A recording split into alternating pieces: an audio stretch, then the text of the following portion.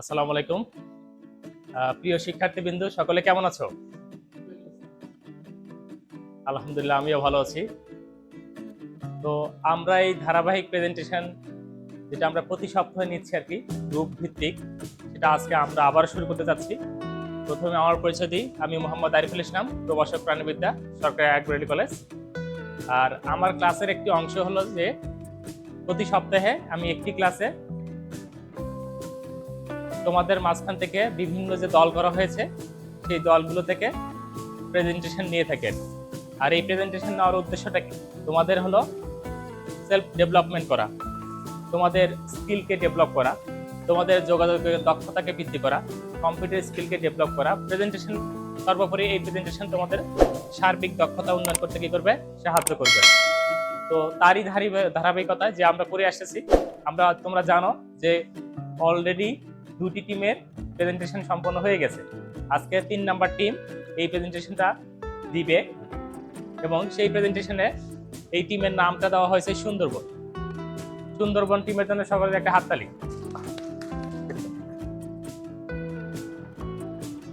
তো সুন্দরবন টিম তাদের এই প্রেজেন্টেশনটা এখন আমাদের সামনে উপস্থাপন করবে। তো চলো যাই আমরা সেই প্রেজেন্টেশনটা উপভোগ করি। তো আমি অনুমতি দিচ্ছি সুন্দরবন টিমকে তাদের প্রেজেন্টেশন কার্যক্রম শুরু করার জন্য। আসসালামু আলাইকুম। সুন্দরবন টিমের পক্ষ থেকে সকলকে জানাচ্ছি শুভেচ্ছা। প্রথমে ধন্যবাদ জানাচ্ছি স্যার মোহাম্মদ আরিফুল ইসলামকে আমাদেরকে এত সুন্দর প্রেজেন্টেশনের ব্যবস্থা করে দেওয়ার জন্য। আমাদের টিমের নাম সুন্দরবন। আমাদের সাবজেক্ট হচ্ছে সুন্দরবনের জীববৈচিত্র্য। টিমের মোট সদস্য সংখ্যা 5 জন। আমি মোহাম্মদ রাশেদুজ্জামান রাশেদ, অধ্যয়নরত প্রাণীবিদ্যা বিভাগ, সেশন 2024-25, রোল 25। আমার আলোচ্য বিষয় সুন্দরবনের পরিচিতি এবং সুন্দরবনের অবস্থান। সুন্দরবনের পরিচিতি। সুন্দরবন পৃথিবীর সর্ববৃহৎ ম্যানগ্রোভ বন বা লবণাক্ত বনাঞ্চল। সুন্দরবনের 1874 বর্গ কিলোমিটার জুড়ে রয়েছে জলাকীর্ণ অঞ্চল। সুন্দরবন শুধুমাত্র বাংলাদেশেরই একটি ঐতিহ্য নয়, বরং এটি একটি বিশ্ব ঐতিহ্যের অংশ। ইউনেস্কো 1997 সালে সুন্দরবনকে বিশ্ব ঐতিহ্য হিসেবে ঘোষণা করে। সুন্দরী গাছের নাম অনুসারে এর নামকরণ করা হয়েছে সুন্দরবন। প্রতি বছর 14ই ফেব্রুয়ারি সুন্দরবন দিবস পালিত হয়। সুন্দরবনের অবস্থান।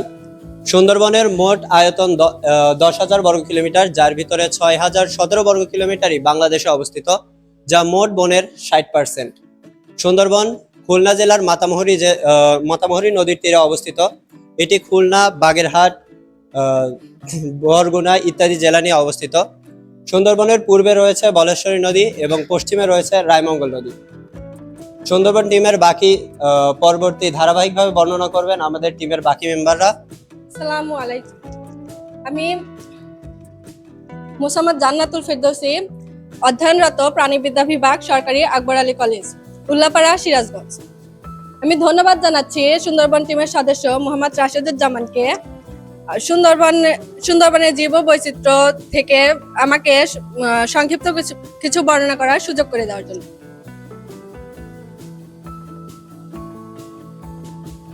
আজকে আমার আলোচ্য বিষয় হচ্ছে সুন্দরবনের প্রাণী বৈচিত্র্য ও উদ্ভিদ বৈচিত্র্য। জীববৈচিত্র্যে সমৃদ্ধ সুন্দরবনকে প্রাণী এবং উদ্ভিদ জাদুঘর বললেও কম বলা হবে, কেননা সুন্দরবন নানান প্রজাতির উদ্ভিদ এবং প্রাণীতে সমৃদ্ধ। আসুন বিভিন্ন স্লাইডের মাধ্যমে আমরা সুন্দরবনের প্রাণী বৈচিত্র্য এবং উদ্ভিদ বৈচিত্র্য সম্পর্কে কিছু তথ্য জানার চেষ্টা করি। সুন্দরবনের প্রাণী বৈচিত্র্য। সুন্দরবনের প্রাণী বৈচিত্র্য বলতে গেলে প্রথমেই আমাদের বলতে হয় রয়্যাল বেঙ্গল টাইগারের কথা। রয়্যাল বেঙ্গল টাইগার, যা আমাদের জাতীয় পশু এবং সুন্দরবনের প্রতীক। রয়্যাল বেঙ্গল টাইগারের প্রধান আবাসস্থল সুন্দরবন। এছাড়াও আছে হরিণ, স্তন্যপায়ী প্রাণী যেমন বিভিন্ন স্তন্যপায়ী প্রাণী যেমন চিত্রা হরিণ, মায়া হরিণ, বানর, শুশুক সহ আরো বিভিন্ন প্রাণী, বনবিড়াল। আরো আছে বিভিন্ন সরীসৃপ প্রাণী যেমন সাপ, অজগর, কুমির, আরো নানান প্রাণী। আরো আছেন সরীসৃপ, আরো আছে বিভিন্ন প্রজাতির পাখি, প্রায় 315 প্রজাতির পাখি আছে সুন্দরবনে। এছাড়াও আছে বিভিন্ন জলজ প্রাণী, প্রায় 400 প্রজাতির মাছ, কাঁকড়া সহ আরো প্রায় 8টি প্রজাতির উভচর প্রাণী। শুধু প্রাণী বৈচিত্র্যই শেষ নয়, নানান প্রজাতির উদ্ভিদে ঘেরা চিরসবুজ আমাদের সুন্দরবন। সুন্দরী, গেওয়া, গরান, বাইন, ধুন্দল প্রভৃতি সুন্দরবনের প্রধান উদ্ভিদ প্রজাতি। সংখ্যাধিক্যে থাকা সুন্দরী বৃক্ষকে লুকিং গ্লাস ট্রি বলা হয়। এছাড়াও আছে সুন্দরবনের প্রায় বিভিন্ন খালের পাড়ে ঘনভাবে জন্মে নিপা পাম বা গোলপাতা। আরো আছে সুন্দরবনের বেশিরভাগ উদ্ভিদের মধ্যেই ঊর্ধ্বমুখী শ্বাসমূলী উদ্ভিদ। প্রায় 334 প্রজাতির উদ্ভিদ আছে সুন্দরবনে। এর মধ্যে 17টি ফার্ন জাতীয় উদ্ভিদ, 87টি একবীজপত্রী এবং বাকি 230টি আছে দ্বিবীজপত্রী উদ্ভিদ। সর্বশেষে বলা যায় নানান প্রজাতির উদ্ভিদে ঘেরা এবং বিরল ও বিপন্ন নানান প্রজাতির প্রাণীর আবাসস্থল আমাদের সুন্দরবন। আসসালামু আলাইকুম। সুন্দরবন টিমের পক্ষ থেকে সবাইকে শুভেচ্ছা। আমি মোসাম্মদ আফরোজা খাতুন, অধ্যয়নরত প্রাণীবিদ্যা বিভাগ 24-25 সেশনে। আজকে আমার সুন্দরবনের আমাদের টিমের নাম হলো সুন্দরবন। এই টিমের বর্ণনার বিষয় হলো সুন্দরবনের জীব বৈচিত্র্য। এইখানে আমি সুন্দরবনের প্রাকৃতিক গুরুত্ব, মানব নির্ভরশীলতা সম্পর্কে আলোচনা করব। প্রাকৃতিক গুরুত্ব। সুন্দরবন বাংলাদেশের জাতীয় বন। একটি দেশের বনাঞ্চলের প্রায় 25% বনাঞ্চল থাকা প্রয়োজন। আমাদের সুন্দরবন আমাদের দেশকে প্রাকৃতিক বৈষম্য থেকে রক্ষা করছে।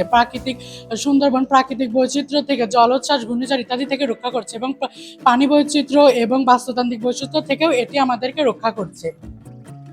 সুন্দরবনের উপর মানব নির্ভরশীলতা। সুন্দরবনের বিভিন্ন গাছ থেকে কাঠ কেটে বিক্রি করে মানুষ জীবিকা নির্বাহ করছেন। এছাড়া সুন্দরবনের গাছ থেকে মধু সংগ্রহ করেও তারা জীবিকা নির্বাহ করছেন। গোলপাতা থেকে ছাউনি তৈরি করে ঘরবাড়ি তৈরি করা হচ্ছে। গরান গাছ থেকে ছাল তৈরি করে রং তৈরি করা হচ্ছে।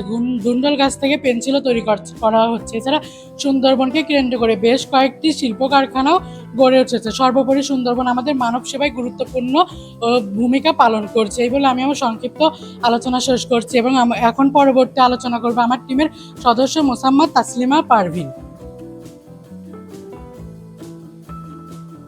আসলে দিন দিন তোমাদের এই প্রোগ্রেসগুলো কিন্তু বেড়েই চলছে, তাই না? আমরা বুঝতে পারতেছি যে আমাদের উন্নতির কারণটা সবসময় ঊর্ধ্বমুখী যাচ্ছে আর কি। একটা টিম আরো চমক নিয়ে আসছে, আরো চমক নিয়ে আসছে এবং আজকের প্রেজেন্টেশন বিষয়টা কিন্তু খুবই চমৎকার ছিল আর কি।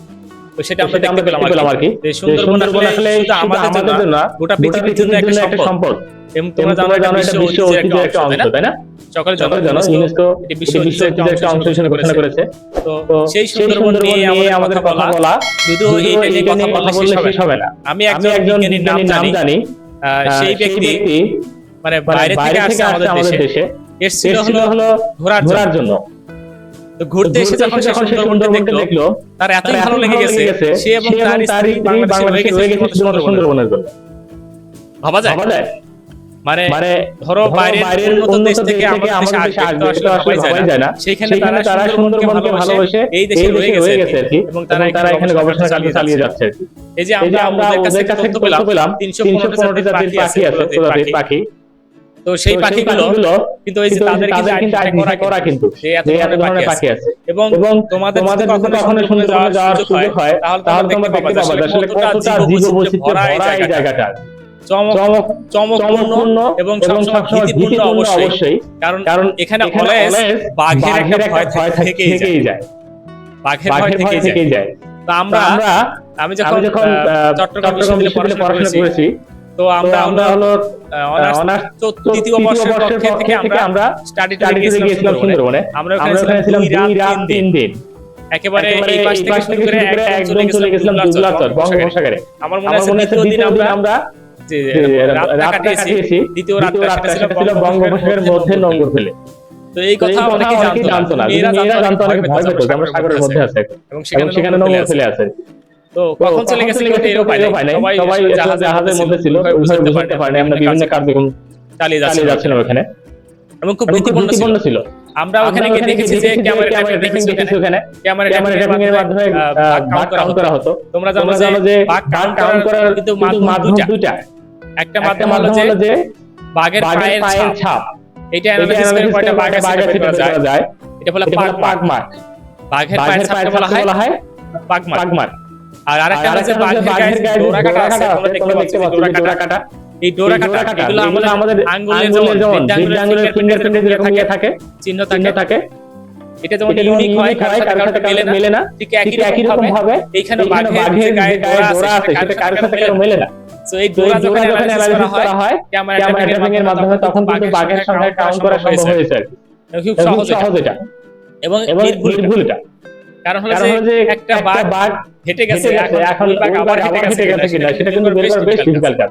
কিন্তু যদি আমরা এই যে ক্যামেরা ট্র্যাপিং এর মাধ্যমে, এই ক্যামেরা গেলে কিন্তু নরমাল কোনো ক্যামেরা না, ইনফ্রারেড ক্যামেরা, ইনফ্রারেড ক্যামেরা আমাদের রাতের বেলাও সে একদম স্বচ্ছ পরিচ্ছন্ন দেখা যাবে আর কি, যে কোনো প্রাণী যদি সামনে আসে। তো আমরা ওখানে দেখেছি কিভাবে ক্যামেরা ট্র্যাপিং হয় আর কি। দুই পাশে দুটো ক্যামেরা রেখে দিয়েছে, মাঝখানে কিছু খাবার রেখে দিয়েছে। তো বাঘগুলো খাবারের নেশাখানে আসতো, এসে খাবার যখন খেত তখন ক্যামেরাতে ছবি উঠে যেত। মোশন সেন্সর ছিল আর কি, কোনো কিছু সামনে গেলে ওখানে অটোমেটিক ছবি উঠে যেত, ওই প্রাণীটা ছবি উঠে যেত, ভিডিও হয়ে যেত এগুলো। তো যাই হোক, খুবই চমৎকার জায়গা। যদি কখনো যাও দেখবে আসলে ভীতি যেমন আছে তেমনি ভালো লাগাও আছে। আমরা এও দেখেছি যে একটা হরিণ রেখে দিয়েছে কটকাতে। কটকা নামে একটা জায়গা আছে, কটকা সি বিচ নাম শুনে থাকবে আর কি। ওই কটকা সি বিচ ওখানে আমরা দেখেছি যে একটা হরিণ রেখে দিয়েছে, ভিতরে হাড্ডিগুলো পড়ে আছে আর কি। এবং আমরা তখন ভয় একটু সংকীর্ণ ছিলাম আর কি, যে কোন সময় আমাদেরকে ধরে। তো এখানে একটা মজার একটা ঘটনা ঘটেছিল, সেটা হলো যে আমি আমার স্যারদেরকে বলতেছিলাম, আমার ফ্রেন্ডদেরকে সরি, যে আমাদের কোনো ভয় নাই। কেন ভয় নাই? কারণ যতক্ষণ পর্যন্ত আমাদের স্যার আছে ততক্ষণ পর্যন্ত আমাদেরকে বাঘে ধরবে না। তো আমরা সিরিয়ালে যাচ্ছিলাম, খুবই সরু রাস্তা, জঙ্গলের ভিতরে, মানে একটা সরু রাস্তা, ধরো 40 জন 45 জন এখানে মেম্বার ছিলাম আর কি। তো প্রথমে যে মেম্বার আছে সেসব মেম্বার আছে বিশাল একটা দূরত্ব তৈরি হয়ে গেছে। এখন মাঝখান থেকে কাঁধে গেলে কিন্তু বিপদ, কারণ বাঘ কিন্তু শিকারী প্রাণী, সে ওত থেকে বোঝা যায় না কোন জায়গায় আছে, সে ঘাড়মটকে নিয়ে চলে যেতে পারে। এখন আমি বলছি টেনশনে কিছু নাই, এই কারণেই নাই, কারণ ক্যাট ফ্যামিলির একটা বৈশিষ্ট্য আছে, বাঘ কিন্তু ক্যাট ফ্যামিলির অন্তর্গত। ক্যাট ফ্যামিলির বৈশিষ্ট্য হচ্ছে তারা দেখবা যখন যে আমরা গাওরা চিনি না, এলাকা গাওরা বলি, তাই না? তো গাওরা হাঁস বা মুরগি ধরে, কোনটাকে ধরে? সবচেয়ে সাইজে বড় আমরা বলি দেহি মুরগি, হ্যাঁ, যেটা ডিম পারে আর কি, দেহি হাঁস, ওটাকে ধরে। সবচেয়ে বড় যেটা সেটাকে ধরে, তাই না? শোন, বাঘ ফ্যামিলির বৈশিষ্ট্য হলো বা ক্যাট ফ্যামিলির বৈশিষ্ট্য হলো তারা সবচেয়ে বড়টাকে ধরে, আর আমাদের মধ্যে সবচেয়ে সাইজে বড় হলো আমাদের স্যার। তো আমাদের টেনশন নেই, ঠিক আছে, আমাদের ধরবে না। তো যাই হোক, এরকম আমরা দেখেছি এবং একসময় বাঘের আলামত পেয়েছিলাম এবং আমরা যেখানে গিয়েছিলাম আর আরেকটা জায়গা দুর্লভের ওখানে, তো ওখানে বিট অফিস ছিল আর কি, বন বিভাগের। তোরা বলেছে দুদিন আগে এখানে বাঘ আক্রমণ করেছিল, আমরা কোনো মানে ভয় দিয়েছিলাম আর কি, এরকম একটা অবস্থা। তো যাই হোক, বেশ মানে কঠিন একটা চ্যালেঞ্জিং লাইফ, এবং এখানে নেটওয়ার্ক নাই। সবচেয়ে ইন্টারেস্টিং হলো এটা, আমরা যখন শিপে থেকে রওনা দিয়েছি, 2 ঘন্টা পর থেকে দেখি কোনো নেটওয়ার্ক নাই, এবং 2-3 দিন আমরা নেটওয়ার্কের বাইরে ছিলাম আর কি। এখন আমরা ফ্যামিলির লোকজন বলে দিতে পারি যে আমরা কিন্তু এমন জায়গায় যাচ্ছি যেখানে কোনো নেটওয়ার্ক পাওয়া যাবে না, বোঝো অবস্থা।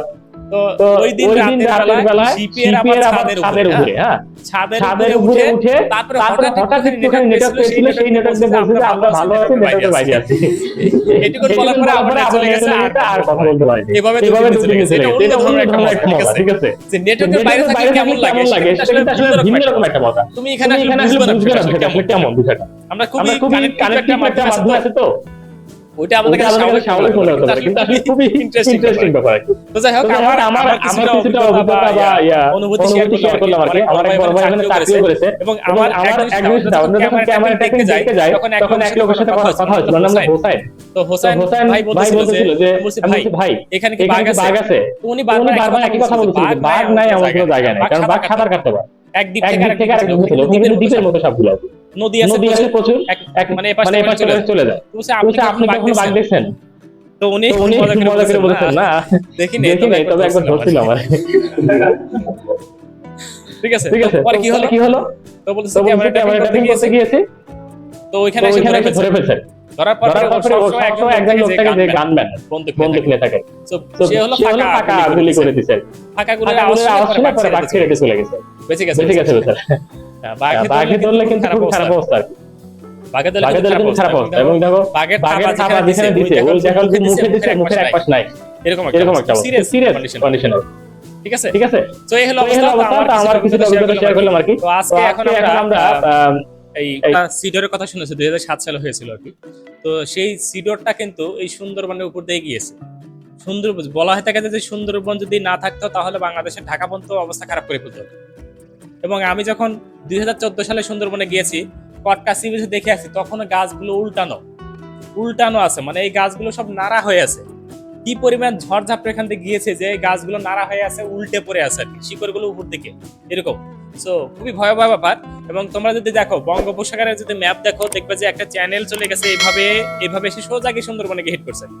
মানে অলওয়েজ এখানে একটা ঘূর্ণিঝড় তৈরি হবে ওই চ্যানেল দিয়ে গিয়ে সোজা গিয়ে সুন্দরবনে মারে, তো অলওয়েজ সুন্দরবনে হিট করে। সো এই নেচার কিন্তু এই বিষয়গুলো জানে যে আমার প্রতিরক্ষা করার জন্য আমাকে নিজেই কি করতে হবে, কবচ রক্ষা তৈরি করতে হবে। এই জন্য কিন্তু সুন্দরবনের অঞ্চলে ম্যানগ্রোভ ফরেস্ট তৈরি হয়ে গেছে, প্রাকৃতিক ভাবে কিন্তু তৈরি হয়েছে এটা, কারণ এই যে প্রতিকূলতা ফেস করতে করতে অটোমেটিক কিন্তু এগুলো তৈরি হয়ে গেছে। তো যাই হোক, খুবই সুন্দর প্রশ্ন ছিল এবং খুবই সুন্দর অ্যান্সার ছিল। পরবর্তী প্রশ্ন কি করবা, এখানে চলে আসো। কয়েকটা জোনে এটা ভাগ করা আছে। 1, 2 নম্বর হলো যে গাছ চাইলে আমি কাটতে পারবো না, এখানে নিষিদ্ধ আছে, তো গাছ কাটা যাবে না, একদম স্ট্রিক্টলি নিষেধ করা। সুন্দরবনে কোনো গাছ কাটার কোনো সুযোগ নেই। তো যেটা করে সেটা চোরা চালানের মাধ্যমে করে থাকে। আর গ্রামের মানুষের বা ওই এলাকার জীবিকা নির্বাহ যারা করে, যারা মধু যারা আহরণ করে তাদের ক্ষেত্রে ঠিক আছে, মধু আহরণ করতে পারে। যারা মাছ ধরে তাদের ক্ষেত্রেও ঠিক আছে, হ্যাঁ। বা অনেক ক্ষেত্রে গোলপাতা অনেকে সংগ্রহ করে, এটাও খুব বেশি সমস্যা হয় না আর কি। কিন্তু ওদেরকে বিকল্প যদি আমরা রাস্তা তৈরি করে দিতে না পারি, তাহলে যতই আমরা বলি, যতই আইন প্রয়োগ করি, তাহলে কিন্তু কাজ হবে না। আমাদের যেটা করতে হবে, যারা গাছ কাটার উপর নির্ভরশীল তাদেরকে আমরা বিকল্প কোনো কর্মক্ষেত্রে যুক্ত করে দেওয়া, ওখানে এমন কোনো কাজের ব্যবস্থা করে দেওয়া যে কাজের মাধ্যমে তারা কি হয়, এই গাছ কাটা থেকে বিরত হয়ে যায়। আমরা জানি যে কেউ কিন্তু এই যে বাঘ কিন্তু এখানে প্রচুর আছে, প্রচুর না থাকলেও যা আছে সেটা কিন্তু খুব রিস্কি। কিন্তু এই যে জীবনের মায়া ত্যাগ করে ওখানে গিয়ে যে গাছ কাটা, সেটাও কিন্তু অনেক রিস্কি কাজ, বা এই সুন্দরবনের উপর নির্ভরশীল সেটা কিন্তু খুব রিস্কি কাজ। আমি একটা প্রশ্ন করবো একটু পরে, তোমরা আগে করে নাও। তো এই রিলেটেড একটা প্রশ্ন আমার কাছে আছে। তো এই জন্য আর কি, যে আগে বিকল্প কর্মসংস্থার ব্যবস্থা করতে হবে, করেই কিন্তু তাদেরকে ডাইভার্স করতে হবে। আদারওয়াইজ কিন্তু কোনোভাবেই কিন্তু সুন্দরবনে এত বড় এলাকা, এই পুরোটাকে কোনোভাবেই নিয়ন্ত্রণ করা সম্ভব। এখানে কয়টা গার্ড দিবা বলো আমাকে? মানে 6000 বর্গ কিলোমিটার এলাকা এবং জঙ্গল, এই জঙ্গলের মাঝখানে তুমি কোথায় গার্ড দিয়ে রাখবে? কয় জায়গায়? তুমি এক জায়গায় টহল দিয়ে আসলা, টহল দিয়ে যখন চলে আসলো ওরা তখন গাছ কাটা শুরু করে দিল, কি করবা? বিষয়টা কিন্তু এরকম। সো বেশ সিরিয়াস ম্যাটার আর কি এটা। সো এই জন্য আমাদের যেটা করতে হবে, ওই এলাকার মানুষের মানসিক পরিবর্তন করা ঘটনা, যে তোমরা তোমাদের জীবিকার জন্য ভিন্নভাবে ভিন্ন খাতে তোমাদেরকে যাওয়া উচিত এবং সেটা তৈরি করে দেওয়া উচিত, আমি মনে করি। ঠিক আছে, খুব সুন্দর অ্যান্সার হয়েছে। হ্যাঁ, এখানে একটু সম্পর্ক করি প্রশ্নটা, সেটা হলো যে ডাকাতি হয়, এটা সত্য। ডাকাতি হয়, বিশেষ করে যারা টুরিস্টরা যায় তাদেরকে অনেক সময় জিম্মি করে ফেলে আর কি, তাদের কাছ থেকে অনেক কিছু নিয়ে নেয়, আবার তাদেরকে জিম্মি করে অনেক সময় বিভিন্ন ধরনের কার্যক্রম করে আর কি। একটু রিস্ক আছেই। যেমন আমি যখন 2014 সালে সুন্দরবন থেকে আসলাম আর কি, আসার 3 দিন পরে ওই যে আমরা গেছিলাম দুবলাচরে, তো দুবলাচর থেকে আমি নিজেও 5-6 কেজি শুটকি কিনেছি, ঠিক আছে। সেই শুটকির টাকাগুলো যারা বিক্রি করেছে তারা নিতে পারে নাই। কিভাবে নিতে পারেন? কারণ তার 2 দিন পরে ডাকাতি হয়েছে এবং তার কাছে ওই যে জেলেদের কাছে যত টাকা পয়সা ছিল সব নিয়ে চলে গেছে। তো এটা কিন্তু একটা মারাত্মক বিষয় আর কি, কারণ ওরা এই যে ঘর বাড়ি ছেড়ে, বুঝতে পারতেছে দুবলাচর কোথায়, একেবারে ভিন্ন একটা জায়গা, ঘর বাড়ি ছেড়ে ওখানে মাসের পর মাস তারা থেকে মাছ ধরে শুটকি করে সেগুলো বিক্রি করতেছে এবং সেগুলো ডাকাতরা গিয়ে নিয়ে আসতেছে। তো আমার মনে হয় যে স্থানীয় প্রশাসন একটু আরো কঠোর হতে পারে। আসলে জায়গাটাই খুব গহীন অরণ্য, যেখানে আসলে চাইলেও আমরা আসলে প্রশাসন খুব বেশি কিছু করতে পারে না।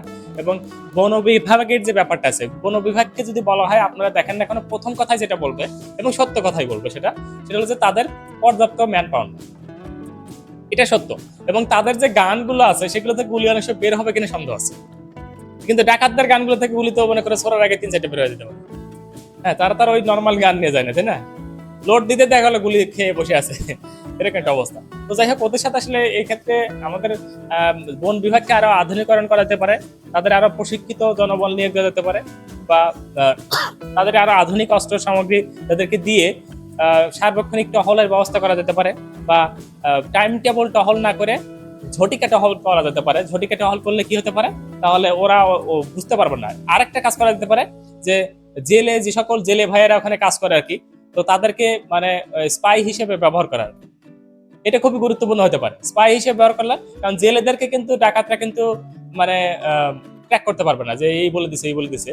তো ওরা যদি ওদের কাছে ওরকম মানে স্পাই হিসেবে দেওয়া হয়, অথবা বাহিনীর কোনো লোকজন যদি স্পাই হিসেবে কাজ করে, সে জেল এসেছে বা অন্য কিছু ছেলে কাজ করলো এবং সে তথ্যগুলো দিয়ে দিল আর কি ওয়্যারলেসের মাধ্যমে, দিয়ে দিল আর কি, তাহলে সেক্ষেত্রে তাদেরকে প্রোটেক্ট করা মানে তাদেরকে প্রতিহত করা সম্ভব আর কি। আর এভাবে পর্যায়ক্রমে যদি চালাতে থাকি তাহলে এটা কমে যাবে।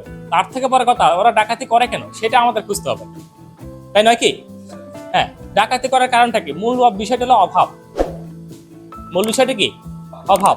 তো তাদেরকে আমরা গোপন যোগাযোগের মাধ্যমে আমরা আমাদের বাহিনীর স্পাইদেরকে পাঠিয়ে গোপন যোগাযোগ করতে পারি তাদের সাথে, করে তাদের সাথে গোপনীয়ভাবে বসতে পারে, বসে তাদের আমরা দাবি দেওয়া বা তাদের সমস্যাগুলো নিয়ে আলোচনা করতে পারি, করে সে তাদেরকে আমরা বলতে পারি যে তোমরা এই রাস্তা থেকে ফিরে আসো, ফিরে এসে তাহলে তোমাদেরকে এই সুস্থ জীবন, তোমাদের এই কর্মসংস্থান দেবো। এবং তোমরা জানো এই ধরনের ঘটনা ঘটেছে অতীতে, এ ধরনের ঘটনা ঘটেছে। এই পুরো ডাকাত সদস্য সুন্দরবনে পুরো একটা ডাকাতের গ্যাং সবাই ভালো হয়ে গেছে এবং সবাই কি আছে নর্মাল জীবনে ফিরে আসছে। তো আমাদের এই উদ্যোগগুলো সবসময় কি করতে হবে? কার্যকর। আদারওয়াইজ টহল করে আসলে কোনো কিছু করা খুবই কঠিন আর কি। ঠিক আছে, ধরি মাছ না ছিপানি, অথবা বাংলা একটা প্রবাদ আছে যে গাই বাছুরের মিল থাকলে দুধের অভাব হয়। এখন তুমি ওই নিয়ন্ত্রণ করার থেকে ওদেরকে আমরা অন্যভাবে কি করতে পারি? মোটিভ করতে পারি আর কি। তো এই হলো বিষয়। আমার একটা প্রশ্ন আছে তোমাদের কাছে, এই সুন্দরবন টিমের কাছে, সেটা হলো যে সুন্দরবনের বাঘ কিভাবে সুন্দরবনকে রক্ষা করছে? কি আনসার করবা? সুন্দরবনের বাঘ কিভাবে সুন্দরবনকে রক্ষা করছে? অথবা সুন্দরবনে যদি কোনো বাঘ না থাকে তাহলে সুন্দরবনের কোনো সমস্যা আছে কিনা, প্রভাব পড়বে কিনা সুন্দরবনের উপরে? তোমরা আনসার করতে পারো বা যে কেউ আনসার করতে পারো চাইলে। কে করবে আনসার? সুন্দরবনের বাঘ সুন্দরবনের জন্য কতটা গুরুত্বপূর্ণ, অথবা সুন্দরবনে ধরো একটাও বাঘ নাই তাহলে সুন্দরবনের জন্য কোনো সমস্যা হবে কিনা? কি আনসার করবা? Open question. আমরা সবসময় শুনি যে বাঘ কমে যাচ্ছে, বাঘ কমে যাচ্ছে, বাঘ না থাকলে সুন্দরবন থাকবে না, এই কথা আসছে না এরকম? কিন্তু কেন বলা হয় এটা? আচ্ছা, আমি আনসারটা করে দিচ্ছি আর কি। শোনো, যখন তুমি জানবা যে সুন্দরবনে বাঘ আছে, তুমি চাইলেই কিন্তু ঢুকতে পারবে না, সাহস পাবে না যে কোনো লোক, কারণ জীবনের মায়া কার নাই? বুঝো ব্যাপারটা। যখন দেখলে যে বাঘের সংখ্যা কমে গেছে 10 থেকে 12টা, তখন তোমার সাহস বেড়ে যাবে আর কি, তো এখানে তো বাঘ বেশি নাই, এখন যাওয়াই যায়। আচ্ছা, যদি শোনো যে হাজার হাজার বাঘ আছে, তাহলে কি ঢোকার সাহস হবে? ধরো তুমি চিড়িয়াখানায় গেছো, তুমি শুনলা যে ওইটা বাঘের খাঁচা, তুমি খাঁচার মধ্যে হাত দিবা? আগেই তুমি রেডি থাকো যে এই না, বা সুযোগই না, দেখবে যে চিকন ইয়ে দেওয়া আছে, নেট দিয়ে ঘেরা আছে। তো দ্যাটস মিন যদি সুন্দরবনে বাঘ না থাকে, সুন্দরবনে একেবারে বিলীন করে ফেলবে, কারণ ওদের মনে কোনো ভয়ই থাকবে না যে আমাদের কেউ ধরে খেয়ে ফেলতে পারে। কথা কি বুঝতে পারছো? কিন্তু যদি বাঘ থাকে, যদি অনেক বেশি বাঘ আছে, ধরো এখন তো 125টা হিসাব দিল 2025 তথ্য মতো আর কি, কিন্তু যদি ধরে যে 10টা বাঘ আছে, তাহলে ওরা পাত্তাই দিবে না, ওরা যা ইচ্ছা তাই করে বেড়াবে, গাছ কাটা থেকে শুরু করে সবকিছু করবে। আর যদি বাঘের সংখ্যা অনেক বেশি হয়, তাহলে ওখানে ঢুকতেই সাহস পাবে না। ঢুকতে সাহস পাবেন না, যখন পাবে না, তখন সুন্দরবনের জন্য এই যে আমরা বুঝতেছিলাম না প্রহরী দরকার, বাঘেরা হলো সুন্দরবনের কি? প্রহরী। বুঝতে পারছো? ওরা কি? প্রহরী। ওরা যদি থাকে তাহলে পুরো জিনিসটা কি হয়ে যাবে? ব্যালেন্স হয়ে যাবে। এই জন্য আমাদের অবশ্যই কি করতে হবে? বাঘের সংখ্যা বাড়াতে হবে, এবং আমাদের সরকারও এই বিষয়ে সচেষ্ট আছে, বিভিন্ন এনজিও এই বিষয়ে সচেষ্ট, এবং বিদেশি অনেক অনুদান কিন্তু এর জন্য আসে, অনেক প্রজেক্ট পরিচালনা হয়। এই যে বাঘ কাউন্ট থেকে শুরু করে তাদের সংখ্যা বৃদ্ধি থেকে শুরু করে সবকিছু কিন্তু কার্য চলমান থাকে। হয়তোবা আমাদের কাছে ওই তথ্যগুলো আসে না, কিন্তু বন বিভাগ কিন্তু কন্টিনিউয়াসলি কাজগুলো করে যাচ্ছে। হয়তোবা তারা যথাযথভাবে সফল হতে পারতেছে না আর কি, হয়তোবা, কিন্তু আমরা আশা করি তারা সফল হবে ইনশাল্লাহ। তো যাই হোক, এরই মাধ্যমে আজকে এই চমৎকার প্রেজেন্টেশনটা আমরা সমাপ্তি ঘোষণা করছি। সকলকে অসংখ্য ধন্যবাদ। আসসালামু আলাইকুম।